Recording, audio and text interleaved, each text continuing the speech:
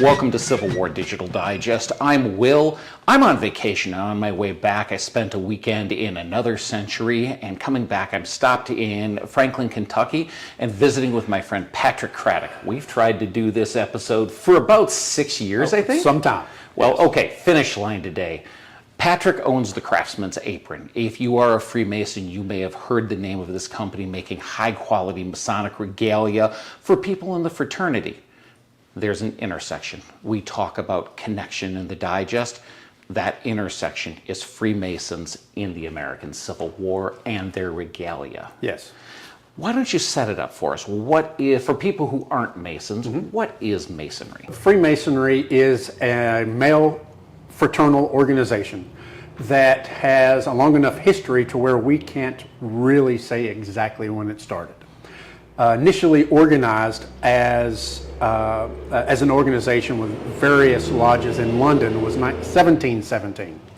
And since then it's grown to everywhere around the world that is not led by a dictatorship, someone who wants to control what people think and do. It is an organization that is often described as charitable because of the money that is raised for local communities, national programs, that type of thing.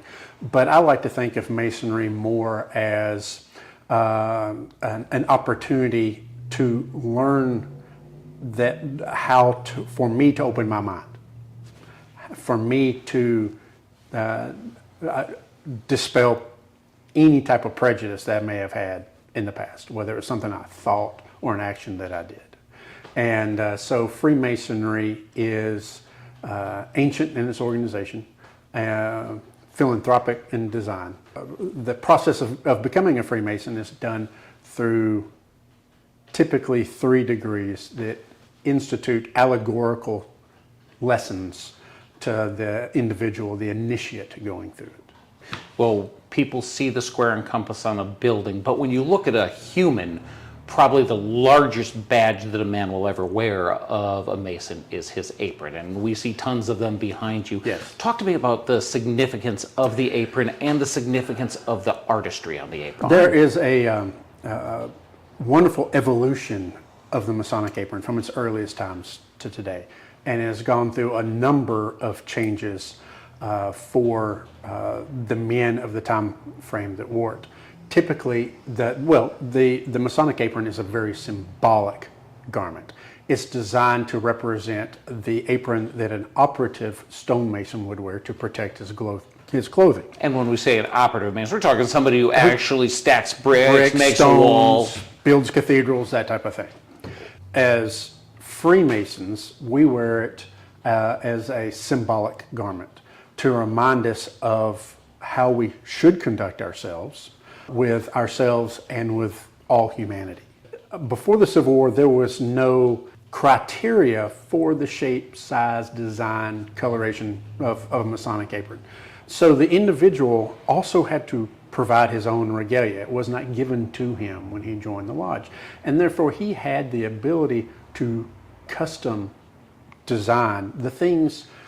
He put on his apron the things that were important to him, things that he may have taken away more from his initiatic experience than the brother sitting next to him. And because of that, there's a wonderful collection of beautifully painted or printed aprons pre-1860 that exist. and you have some of them hung up here in your shop as an homage, and I assume as a muse in some ways. Well, absolutely. So when I got interested in Masonic aprons was 35 years ago. And I started just collecting pieces as I could. And you'll see a number of them behind me here and on the wall. But they were the inspiration for the things that I started doing when I started the Craftsman's Apron. So why did I start the Craftsman's Apron, if you don't mind me just jumping into that? This probably takes our road. It will. And so I joined the Masonic Lodge when I was 21 years old as a student at Ole Miss. And I was already a reenactor, had been for 3 years at that time.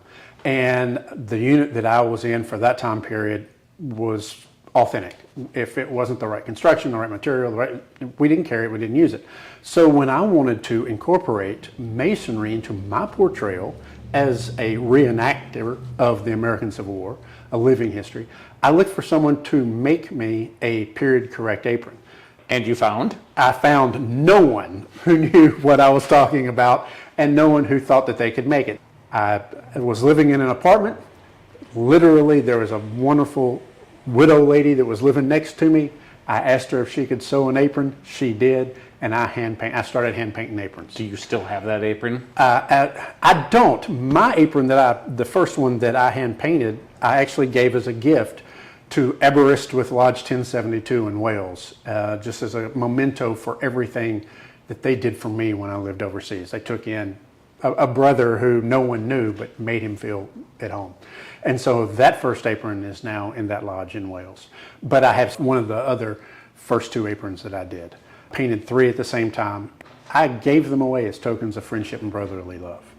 And when other members of my group would join Masonry, I would make them an apron and give it to them, hand paint it and give it to them for the same reason. That's probably a place to steer us into the symbolism and the artistry of the symbolism. Yeah. Talk to me about what things you put on a Masonic apron, Well, or you might put on an apron. Sure. So I'm going to give you two examples. One is from Brother Will Eichler, who I painted an apron for. And we were just having a discussion not too long ago about one of the specific emblems on your apron is the 24-inch gauge, which Masons use to define how we divide our time in service to God, in service to our community, and in service to ourselves. Another example is on Brother Brian Hicks's apron. And on his particular apron, you see the columns with an arch over it and a curtain that is pulled back, showing a desert scene with the sun rising over it. And I chose that very specifically because Brother Hicks's home lodge is in Saudi Arabia. So he hit the location where he first had light revealed to him was in a very different region of the world than most of us would recognize. And for those who may not know, light revealed to him as he begins his journey and begins to learn these lessons of potential improvement within the fraternity. Correct. How do you continue this as the Craftsman apron has grown? Well, so I hand painted aprons for 16 years, and just for relaxation and fun. And then when I decided I wanted to try my hand at making this into a full-time occupation, I quickly had to learn how to produce regalia other than just me sitting at an easel painting, because I could never keep up. And I'm still finding that hard today. Mm-hmm. And I've had to implement modern technology in the way that I produce aprons. I still produce a lot of hand-embroidered aprons, beautifully hand-embroidered.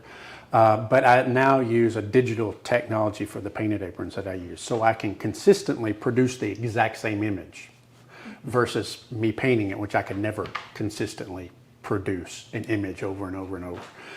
I like to think of what I do now is creating historically inspired regalia for the 21st century Mason. And let's talk about that, because there was a time during the Civil War, and you said after the Civil War, regalia became standardized and changed.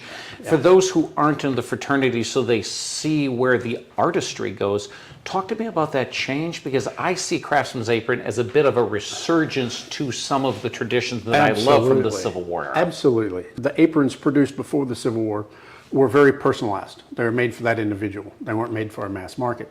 But after the Civil War, there were three things that happened that created an explosion within the ranks of Freemasonry. One of them was the golden age of fraternalism. So many people, veterans after the American Civil War, either seeing how Masonry was applied that they might not have known what was happening in front of them during the Civil War, decided to join the Masonic Lodge, but they did it for a couple of reasons. One, they did it for Masonry, along with a lot of other fraternal organizations, are often referred to as friendly aid societies, because we take an obligation to look after the well-being of our widows and orphans. Mm-hmm. So if something were to happen to me, Will Eichler, in the 1860s, would with the lodge, help make sure that my family was taken care of. Sure. So there was that And a lot of men coming out of the Civil War saw the need for having a insurance for later in life. The second thing was the Industrial Revolution. And how does that affect us? So because there are more people joining Freemasonry, they need regalia. There's more lodges opening, and they need the stuff that lodges need to operate. And there were industrial companies set up to meet this need that were the industrialists that came out of the American Civil War. So they already had the plants, they had the labor force, they had everything that was needed to fill this need and do it quickly. So when we were set up for making uniforms and rifles and bayonets and cartridge boxes and knapsacks and everything that a soldier needs on a mass scale, it transferred easily into the Industrial Revolution. But when this major change happened, the three things, the golden age of fraternalism, the Industrial Revolution, and the third one that helped change regalia to what we have seen for the last 150 years, was the rise of the mail order catalog. So beforehand, before the Civil War, you went to a local artisan or a family member and you had an apron made. Now, the big regalia houses, just like Sears and Roebuck, are sending out catalogs and giving you options. You didn't have as many options to create what's behind me. You had a choice of color of ribbons, fringe, But maybe it fits something. industry. But it's a simple process, a simple design, and it was made on an industrial scale. And that is what Freemasonry saw for the next 150 years, to the point where there's not a living Freemason alive who remembers anything different. So it has become the way we've always done it. So what does Patrick, who is passionate about Civil War history and is passionate about his craft, do? Patrick breaks the mold and had a uphill battle to fight, but I created individual aprons for brothers based on their personality, the things that their lodge might be specific towards, and to regain this sense of dignity, quality, and craftsmanship that I think is inspirational to Masons. It's not just something pulled off of a shelf or sent through the mail from a catalog. It's not the quickest, the easiest, or the most economic way to do anything. But the men that are asking me to do this today are the guys who want the inspiration, who recognize what the apron that we refer to as the badge of a Mason means to them. And they want that as their personal travels through Masonry, through life, and their legacy. And as you think, as we sort of bring it to a close, as you think to the men who you've studied from the Civil War era, and you think to the avocation that you have today, how do the stories of those men come forward in what you do? The thing that I'm trying to bring and make available to all Freemasons, not just those interested in history, but is that idea of something worth doing is worth doing well. It's not a Walmart mentality. It is a mentality that there are things that should be strived for, worked for, and gained. The degrees of Freemasonry are very much the same way. You've got to prove yourself proficient before you advance. And that same kind of idea is working for the individual. And I draw this directly from the Freemasons from the Civil War. It was their idea that this was something that they banded together, and it was a higher ideal to work within society, to make a better place for everyone, not just for the members of the lodge. For someone who hasn't studied Freemasonry in history, Right? what does that better society, what does that higher understanding mean when there are two sides in combat? So what it means, the first thing that everyone thinks about, and the direction that my mind goes, is that even though you're in combat, in mortal combat, facing an enemy that's trying to kill you as fast as you're trying to kill them. But if you are a Freemason and you find yourself in that situation and identify another Freemason on the opposite side of the field or in hand-to-hand combat, that the brotherhood that you have is respected, and you have an obligation to that individual. You see that a lot historically during the Civil War, particularly in prison scenarios, but also on the battlefield. There's a great story from the Battle of Gettysburg that's documented where a colonel of a Georgia regiment was killed, and during the battle, as it happened to play out, there were Masons who dropped out of ranks to dig a grave for that man, so he had a decent resting place, even before the battle was over.